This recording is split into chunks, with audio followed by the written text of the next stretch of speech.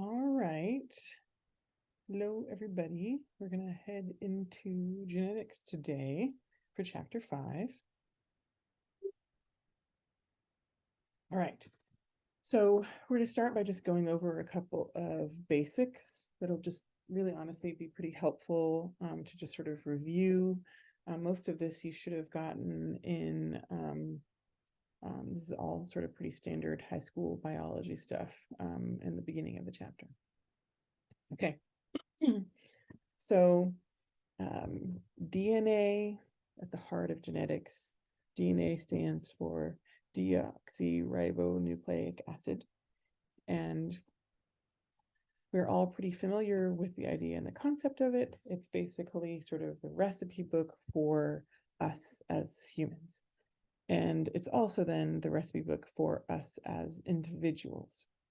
So DNA is remarkably similar across us as a species. It's actually really small amounts. And there's actually more difference between individuals than there is between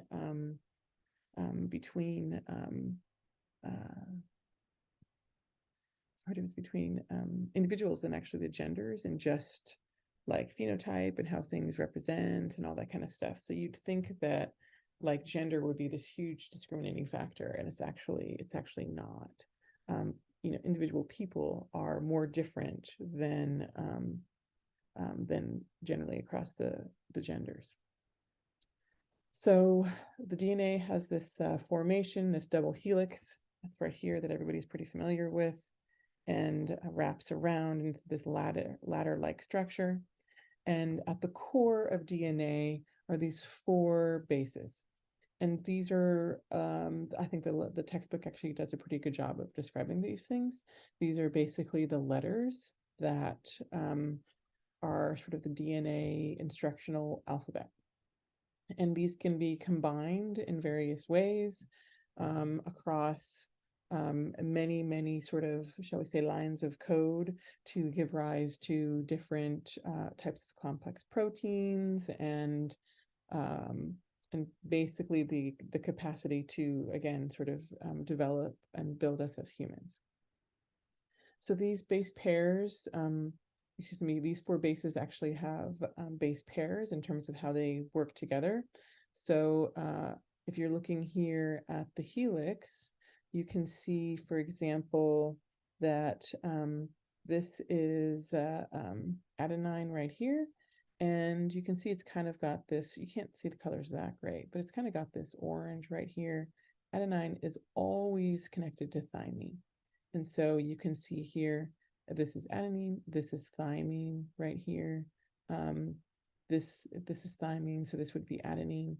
And then the same for cytosine and guanine, that they always go together. So you have the base pairs, which are AT and CG. And so they're always in those pairs, basically at the other end of the ladder. And this is really important because as part of gene transcription, when you're going to code everything from that ladder and say, okay, we're going to take these genes and we're going to make a protein with them because we need it. Then the way that works is that this lattice structure basically sort of unzips, and then it opens up, and then you kind of have, these pieces on either side, and they'll have transcription that will occur on one side, and then it will generate the proteins based upon this side. And if this side, like these base pairs make it work in the sense that if this sort of transcribing zone of the helix has an adenine on this side, then what's going to happen is the replication is always going to have the corresponding thymine. So these base pairs are really, really important to make sure actually that the DNA like replicates correctly. And so it's really quite sort of these pairs, that then allow replication. DNA is just so ingenious. Now, DNA is wrapped around histones, which are these sort of proteins, and it's coiled around, which you can basically see, here. And what this sort of coiling around these histones is, this comprises a chromosome. And then to kind of get this understanding of, okay, well, we have the chromosome, we have the DNA structure, then what do we next have is we have the gene, which here you can see is basically a section of DNA that codes for a particular protein of interest. And then within a gene, in terms of these base pairs, the gene is made up entirely of these base pairs, and and then you can say that these are basically broken down into sort of groups of 3. So this is kind of like a clustering, makes it easier. And so each of those groups of 3 is a codon.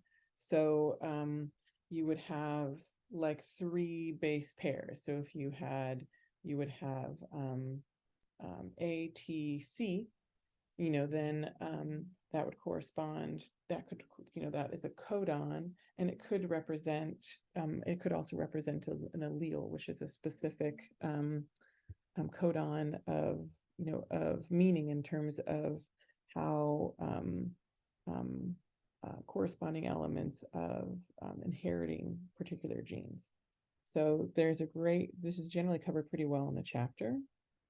And so continuing with these concepts, so here the alleles is basically 2 forms of the same gene, one allele found on each paired chromosome. So that's when, in terms of when it's talking about the allele in terms of inheriting these pieces, is that you have one allele on each side. So if these are sort of chromosomes right here and they meet in the middle, one of them is going to be from the father, one of them is going to be from the mother, and well, technically in certain species there's not any sort of gender elements in terms of DNA, because some species actually change genders depending upon the environment and the number of other sort of male versus female gendered population. If there's there is actually too many sort of gendered males in some species of frogs, or vice versa, and a couple of other species, then they will actually transition to a female gender to balance out the population and promote mating and in general propagation to perpetuate their species. So so some of these pieces, there's, like these are basics, but there's so many fascinating, really fascinating elements of these across species that would just be really incredible to sort of learn about and understand. Okay, so you have your 2 chromosomes. You have one basically found on each pair, and that was sort of like if this side has a thymine, then this side would have an adenine, those basically, or this side could have an adenine and this side could have an adenine, so these, which means that the other, like that this is those components of the allele were inherited, because these 2 forms of the same gene, this allele, this is also referred to as, okay, well, these components that you're getting from each of your sort of biological parents, then you either have both of them the same, which, as I said, is that like they can both be adenine, or they can both be thymine, or those would be homozygous. And then you can also have heterozygous, where you would have one of each. So you could have the adenine, and then you can have the guanine. So one of the, so you could have those are the different pieces of the types of alleles in terms of something that could, inherit to stand for aspects of eye color or something like that. It's obviously more complex than one allele, but just that's sort of to give you the idea. And so within a genotype, as you can see here, this is the allele formation. You'd be able to tell based upon aspects of these pairs in terms of dominant. So this would be dominant homozygous or homozygous dominant, and this would be homozygous recessive, and this is heterogeneous or heterozygous. And so these are the different types. They can correspond with like elements of or multiple of them, could correspond with particular traits or something like that that could be shared. And so how that looks on the outside, the expression, the external expression of genes is the phenotype. And this is the physical or behavioral representation of a gene or genes. And there's a number of other things that can also affect phenotype in certain scenarios. So particularly in terms of development, where phenotype is being established. We'll actually probably get to this a little bit more in the development chapter, but if you don't have particular hormones released at particular times in utero, then a then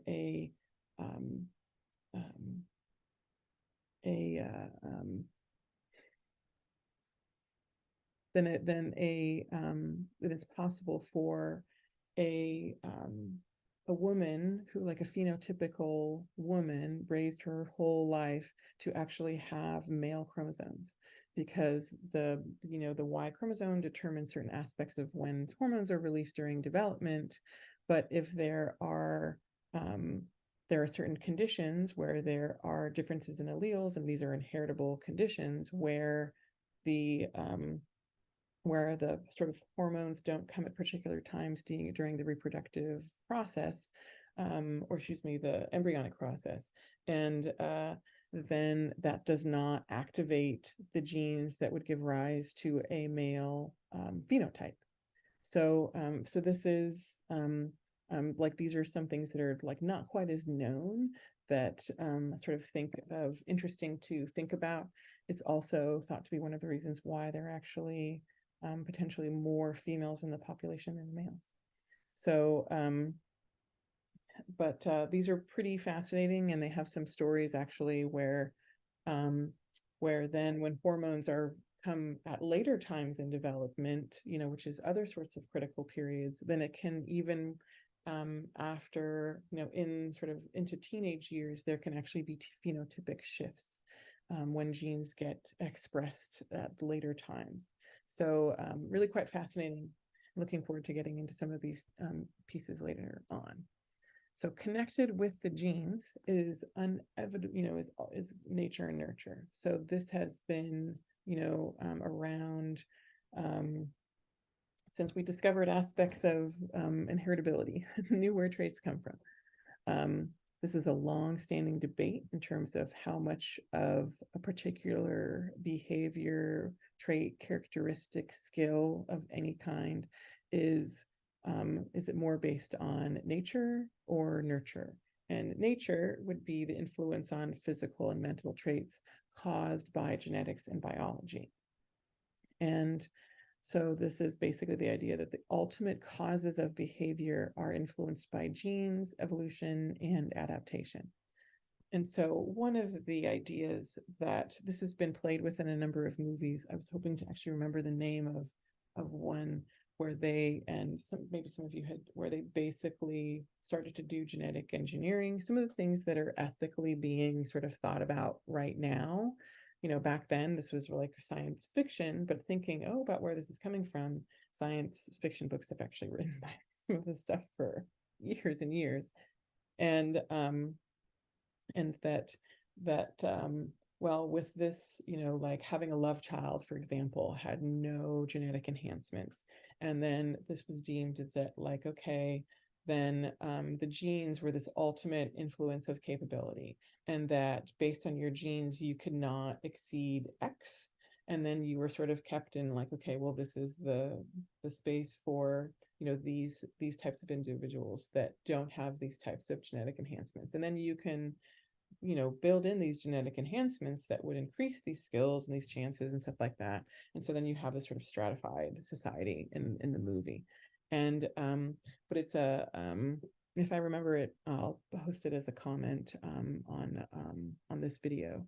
And so this then is this idea, these ultimate causes, that the genes are sort of like determining everything and also sort of setting these boundaries of how much you can respond and adapt and things like that. And then nurture is influence on physical and mental traits, as well as behavior caused by experiences. And so these are proximal causes of behavior influenced by learning, personal experiences, socialization, some aspects of society. So one of the big pieces in this is like, okay, which one is it? Well, the answer is pretty much always both of most of the things that, in terms of the physical and mental traits and behaviors that we care about. So it's really better to think as a function of both of them. And then this idea that I talked about in terms of taking sort of these, like, the nature elements to the extreme, is this idea of genetic determinism, a belief that human behavior is controlled strongly by our genes.